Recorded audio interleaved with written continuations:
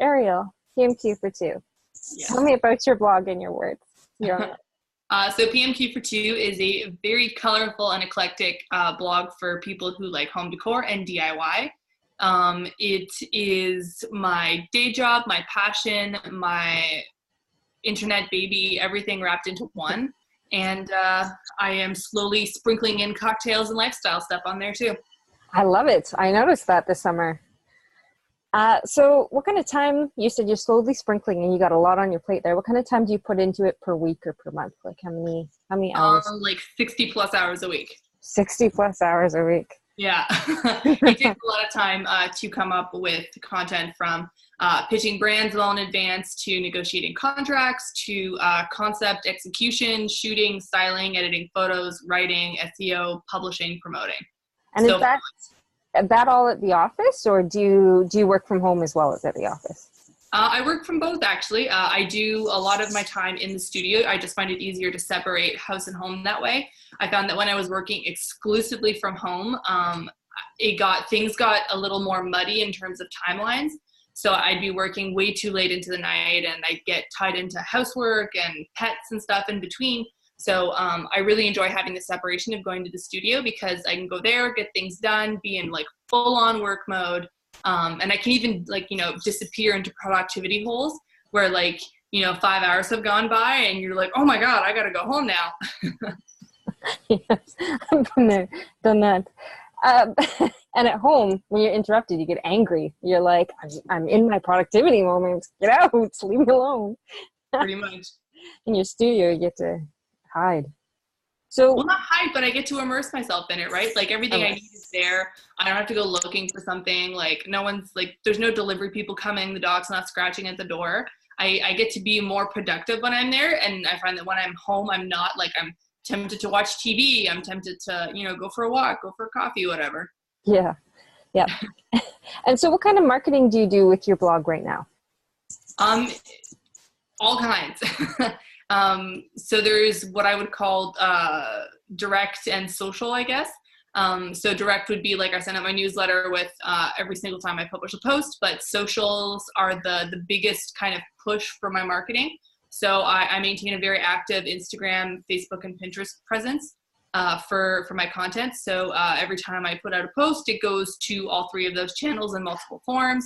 I'm always putting different versions of each piece across those channels so that I get the widest net possible. Each channel prefers different types of promotion and media engagement, etc. So I try to give each platform what it wants.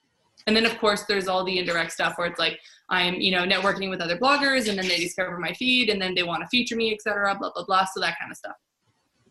And do you do any traditional marketing as well, or are you mainly online or networking? What do you mean by traditional, necessarily? Like print you don't do any print media, or you've been featured in magazines, but you have not. You don't get a click through from paper. And ultimately I want the ad revenue, and I want people to be able to easily hop over to my site and visit the site. It's a nice feather in your cap to get traditional media, but ultimately you see no ad revenue, you see no affiliate sales from that.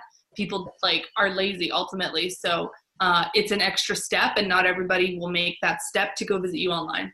And even if they do, you can't track it necessarily. No, exactly. No, you don't know where they came from.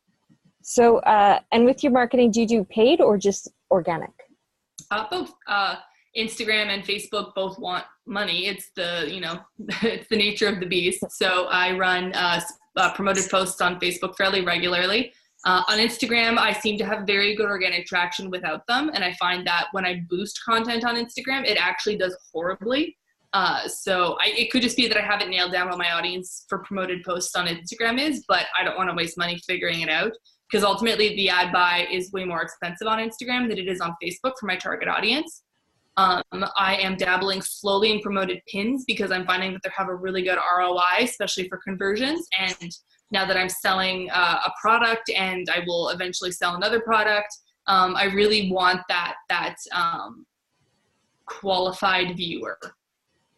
Yeah, I've heard fantastic things about promoted pins, and I'm with you on Instagram. Even when I find they get a lot of likes, it's a lot of bots. So. Oh no, I find mine is quite good. I have a very good, like, organic engaged following. Not so many on the bot front. Oh, it's when I did paid Instagram. Oh, Yeah, that's when the bots came. I was like, oh, you're not real. I can tell. okay. When they leave the ridiculous comment that has nothing to do with what you wrote, you're like, that's great, thanks. How do I reply to that and play the Instagram algorithm says that I'm interacting, but you're not a real person anyway. So You double tap and you're like, what's your favorite part of this photo? yeah, and they never answer because there's no person. Yes. Or that's interesting. Why do you say that? So would you consider your blog successful, and how so? I wouldn't. And this is a big part about what I talk about in my business coaching group is success is all relative, and it depends entirely on what area you're in. Within the world of bloggers, I'm actually not all that successful. But within the realm of full-time bloggers and bloggers who do eclectic decor, I'm relatively successful. I earn my full-time income from doing this. But it's also a mix of, kind of me farming out different talents that I have to other agencies, publishing under different names, that kind of stuff, and all the sponsored content that I create on my own site. So I'm successful editorially, maybe not as commercially as I could be or compared to others. Is there someone successful that you follow or look up to? There's a few people, and it's for different things. I really respect the editorial and kind of commercial success that Jenny Commenda from Little Green Notebook has created for herself. She is the author behind the blog Little Green Notebook, and she got taken on by Domino Mag when they relaunched. So she's on their masthead. She also runs a very successful design firm in her area in Arizona, and she has a really successful online print shop. So she's got a very diversified, respectful hustle. I really like the product direction that Ashley from Sugar and Cloth has taken. She's launched her own entertaining product line, and that is such a great move for her, and she's doing really well with that. And she gets to organically integrate her products into all of her own content. So it's like the most perfect synergy that I've seen. It's awesome. And so how do you know that they're successful? We talk behind the scenes. Okay, so it's one-on-one. It's not something, being on the masthead at Domino is a pretty big deal. Yeah. Is there any other outward signs that you know somebody is successful at blogging? Well, besides the social proof, there's, conversations you can have with them. There's editorial success that you see when a product sells out. That's kind of an obvious outward sign of commercial success. Like, oh, I want to buy this cake stand, but it's all sold out. Like, I guess they're doing well, Yes. Another one is if they suddenly buy a huge home, or suddenly they're buying really expensive furniture outright. You're like, oh, I guess they're doing well. What phrase drives you crazy when marketers promise success? What drives me nuts is when they expect there to be a direct correlation between an influencer's campaign or post whatever and sales. The correlation is not direct. It's not how that works. Ultimately, I think influencer marketing is creating or contributing to the overall positive affiliation that their audience has with a brand's reputation. So if I work with a company and they expect there to be a spike in sales after I post something, that is incorrect, and it drives me nuts when that's the assumption they're operating on. I tell them that it takes many campaigns. It takes a long time to build that positive affiliation with their brand and my audience, and it doesn't happen overnight. I have to have genuine interactions with them about their product. I have to genuinely like the product. So if they come at the relationship that way, or they tell people that, or they pitch their superiors that working with bloggers is going to lead to a direct boom in sales, that's what drives me nuts. So that kind of leads into my next question about the one thing that's not true about success. Obviously, it's not true that it happens overnight. No, it takes a lot of time and a lot of work and a lot of effort. One of the perfect examples is on Instagram, right? Everybody's trying to game Instagram. There are so many comment pods, reshare things, the whole bit. People buy followers, people buy likes, etc. At the end of the day, to do well on Instagram and have a, hashtag hot fire account, you have to spend time on Instagram. So I get questions all the time from bloggers being like, do you want to be in my comment pod? Like, what's working for you these days? Are you going to buy into a loop giveaway? And I say no to all of that, because at the end of the day, as a content creator and a media consumer on Instagram, Instagram and Facebook want you to use the apps to their fullest, the most. So like I tell people, if you want your photo to do well on Instagram, you have to be on Instagram a lot throughout the day consistently. You can't go dark on Instagram for 4 days and expect your photo to do well. You have to be engaging, you have to be commenting, liking, just using the Discover feed, using hashtags, using your stories. All these platforms want you to use all the tools that they give you. So if you only use one portion of that, you're not going to do well. So success takes, and it's not even like it takes sleuthing. They just want you to use their algorithms, their products, their services, and it takes time. Mm-hmm. I completely agree. Is there something that you wish you knew when you started out in blogging? Yes, how to do SEO. Really? Was that your biggest challenge? That was the biggest hurdle in the beginning? No, I just completely ignored it for the longest time. I figured when I first started, I figured no one would ever like come looking for me. I was just creating for myself, as you should do. But I didn't put any thought into how people would eventually discover me, because I didn't think it would go anywhere. And, a couple years later, it's gone somewhere, and my PVs aren't where they should be, and it's entirely due to SEO. I did not take the time to optimize my posts. I did not take the time to do keyword research or to properly track how I was ranking for certain things.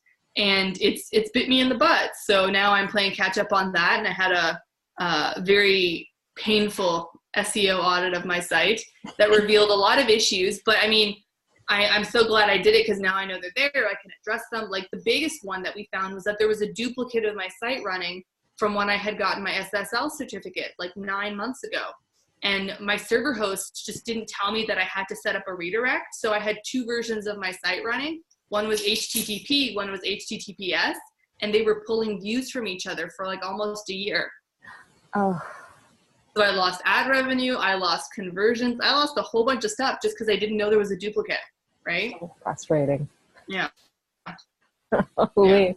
So SEO is something you should absolutely not discount.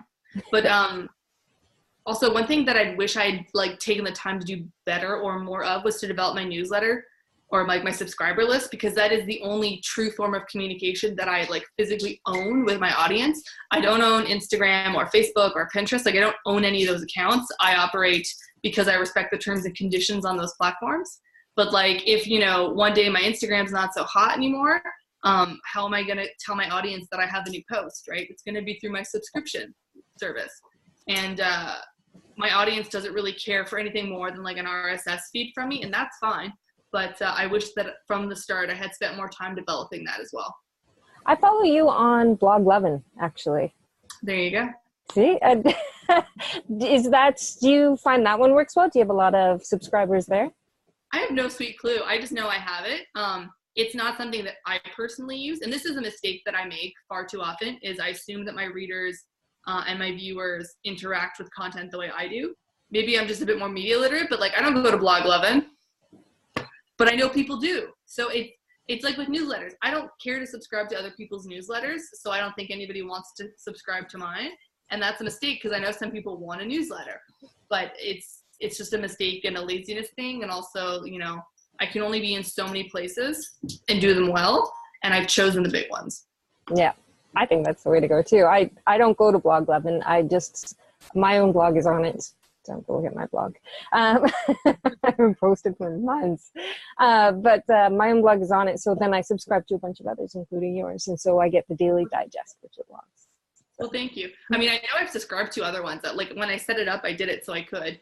It's not where I think to go check. The blogs who I truly follow, I go look at organically on my own. Mm-hmm. Yeah. Yeah. Plus, I assume most people treat my RSS feed kind of like I do, but I've also asked my audience outright how they use my services like that. It's not that they read the newsletter or read the email that says there's a post, but they use it as a reminder to go check the site.